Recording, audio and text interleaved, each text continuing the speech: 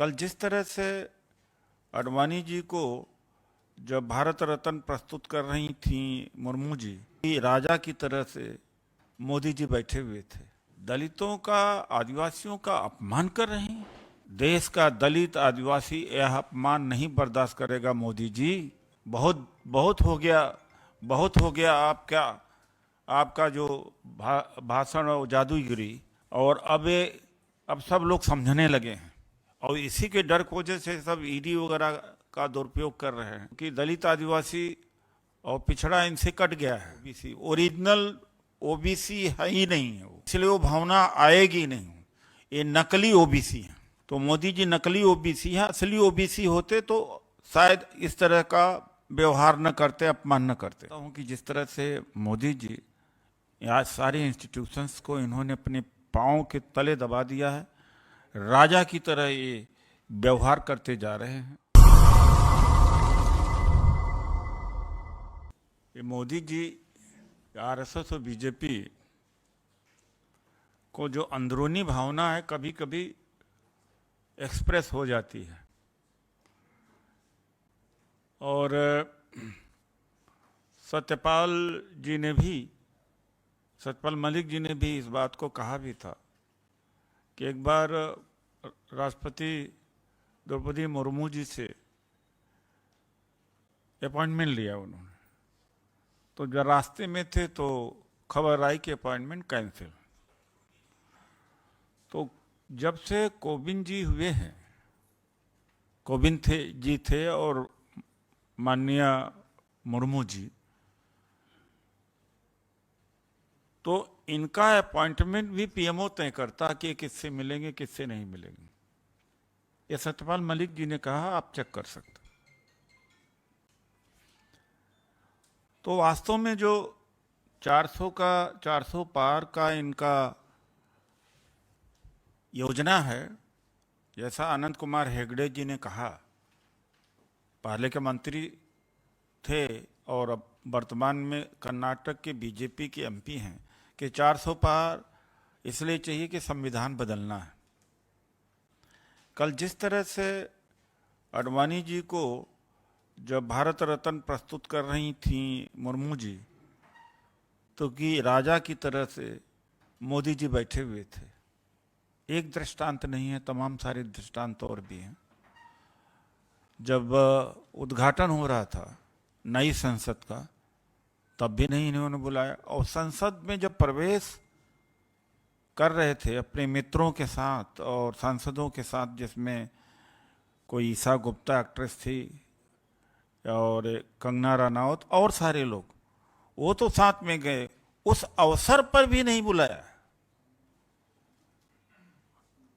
राष्ट्रपति महोदया को उस अवसर पर भी लाया कि चलिए आप प्रवेश तो कर लीजिए मेरे साथ। और जब शिलान्यास हो रहा था इस जमीन का या इस भवन का, तब कोविंद जी राष्ट्रपति थे, उस समय भी नहीं कोविंद जी को बुलाया गया था। एक नहीं कितने दृष्टांत हैं। एक शादी का समारोह में, वो आप चेक कर सकते हैं, वहाँ मोदी जी हैं स्टेज के ऊपर, ब्राइड एंड ब्राइडग्रूम है, एक तरफ रामनाथ कोविंद जी है, दूसरे तरफ मोदी जी, और कोविंद जी हाथ जोड़कर खड़े हुए, मोदी जी एक्नॉलेज भी नहीं कर रहे हैं। और कुछ पिक्चरें अभी हम रिलीज करते हैं, प्रोजेक्टर के द्वारा दिखा भी देंगे। और यही नहीं, शुरू से जब संविधान बनकर के बना, तो 12 दिसंबर 1949 में बाबा साहब डॉक्टर अम्बेडकर का पुतला और संविधान की प्रति आरएसएस और हिंदू महासभा ने जलाया था। और गोलवलकर जी ने कहा था कि ये संविधान डॉक्टर अम्बेडकर ने तमाम नकल मार के बनाया। तो इतनी घृणा। और 2014 के बाद से जिस तरह से प्राइवेटाइजेशन कर रहे हैं, नौकरियां खत्म कर रहे हैं, आरक्षण खत्म कर रहे हैं, सरकारी कंपनियां बेचा, पब्लिक सेक्टर अंडरटेकिंग बेच रहे हैं, नौकरी के रास्ते बंद कर दिया, शिक्षण संस्थाएं, लगभग 1000 से ज़्यादा यूनिवर्सिटीज हो गई हैं। 48 यूनिवर्सिटी सेंट्रल गवर्नमेंट की हैं, जिसमें एक वाइस चांसलर एससी का है। ये स्थिति है। तो कितना नफरत करते हैं। नाम मात्र का ये राष्ट्रपति के पद पर बैठा देते हैं और जगहों पर बैठा देते हैं। ये जो 400 पार का नारा इन्होंने दिया है, संविधान खत्म करने के दिया। कल की इंडिया गठबंधन की रैली में जननायक राहुल गांधी जी ने भी कहा कि इनका उद्देश्य है संविधान खत्म करना, और संविधान खत्म हुआ, महिलाओं की भागीदारी खत्म हो जाएगी, दलित, पिछड़े, आदिवासी, अल्पसंख्यक, सबको जो अभी तक सुविधाएं मिल रही थी, भागीदारी मिल रही थी, सब खत्म हो जाएगा। मैं चाहता हूं कि वो विजुअल आप देख भी लें। तो मैं इनकी निंदा करता हूं कि जिस तरह से मोदी जी आज सारे इंस्टीट्यूशंस को इन्होंने अपने पांव के तले दबा दिया है, राजा की तरह ये व्यवहार करते जा रहे हैं। और टीएसपी थी, ट्राइबल सब प्लान, और शेड्यूल कास्ट सब प्लान, उसका पहले एक कॉन्स्टिट्यूशनल दर्जा था प्लानिंग कमीशन में, उसको भी खत्म कर दिया इन्होंने। तो आप विजुअल देखें। हम दलित, आदिवासी, पिछड़ों से आगाह करना चाहते हैं कि इस चुनाव में अगर इनको 400 पार जो सीटें हैं वो इससे तो बेईमानी से हो जीतेंगे, वरना 150 पौने 200 से ज़्यादा ये जीत ही नहीं सकते। ईवीएम से जीतें जो भी है, बिल्कुल इनकी जमानत जब्त करें, नहीं इस देश के अंदर गुलामी आ जाएगी, महिलाएं गुलाम हो जाएंगी, दलित, पिछड़े और अल्पसंख्यक सभी को गुलाम बनेगा। कुछ चंद जो पूंजीपति हैं वही देश को चलाएंगे। तो प्लीज विजुअल दिखा दें। आप विजुअल देखेंगे कुछ कुछ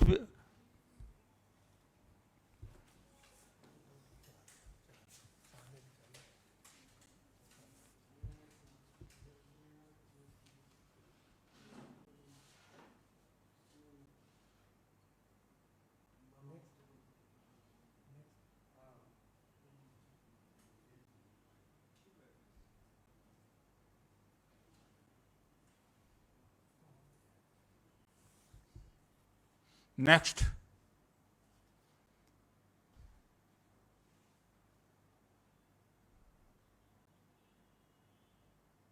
नेक्स्ट।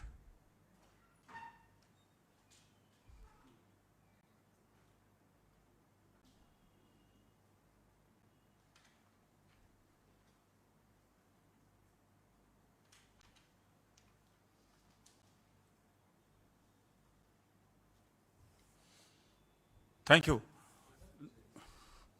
2-3 और इमेजेस हैं। इसमें कोविंद जी खड़े हुए हैं, योगी जी डायस पर बैठे हुए हैं।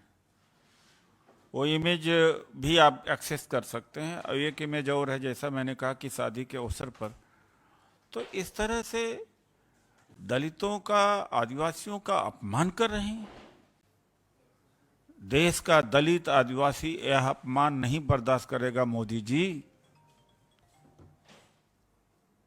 बहुत बहुत हो गया, बहुत हो गया। आपका जो भाषण और जादूगिरी, और अब सब लोग समझने लगे हैं। और इसी के डर की वजह से सब ईडी वगैरह का दुरुपयोग कर रहे हैं, क्योंकि दलित, आदिवासी और पिछड़ा इनसे कट गया है, काफी अंदर से भरा पड़ा हुआ। धन्यवाद। सर एक सवाल है। अभी आपने कहा कि दलित पिछड़ा इससे कट गया है, लेकिन अभी परसों चंद्रशेखर जी को 22+ सिक्योरिटी दे दी। वो बहुत ही दलितों की बात कर रहे थे, लेकिन अचानक उनका हृदय परिवर्तन हो गया। इस पर आप क्या कहेंगे? चलिए, आज का मेरा विषय नहीं है। और देखिए, ऐसा है कि दलितों को विभिन्न टुकड़ों को प्रमोट करते हैं ताकि डिवाइड हो जाए। तो कभी किसी को, कभी किसी को, तो जितने ज़्यादा दलितों में डिवीज़न हो जाएगा, आदिवासियों, पिछड़ों में डिवीज़न हो जाएगा, उतना ज़्यादा इनको लाभ मिलेगा।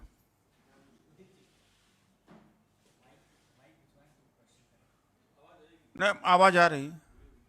क्वेश्चन ये है कि जिस तरह से आप ही नहीं और भी लोग डायस पे आके ऑन रिकॉर्ड ये कह रहे हैं कि बीजेपी गवर्नमेंट जो है, बीजेपी जो है वो 400+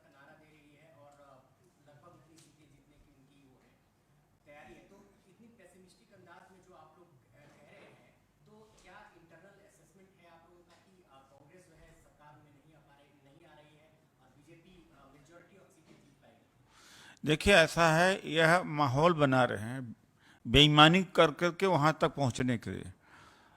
अभी से माहौल बना देंगे हमें 400 सीट मिल रही, 450 सीट मिल रही, तो जब बेईमानी से जीतेंगे, इलेक्शन कमीशन की ऑफ इंडिया की बेईमानी, ईवीएम की बेईमानी और तरह से तमाम बेईमानी के माध्यम से जीतेंगे तो लोग शक न करें। इसीलिए हमें पहले बोलना पड़ रहा है कि ये जान करके माहौल पैदा कर रहे हैं।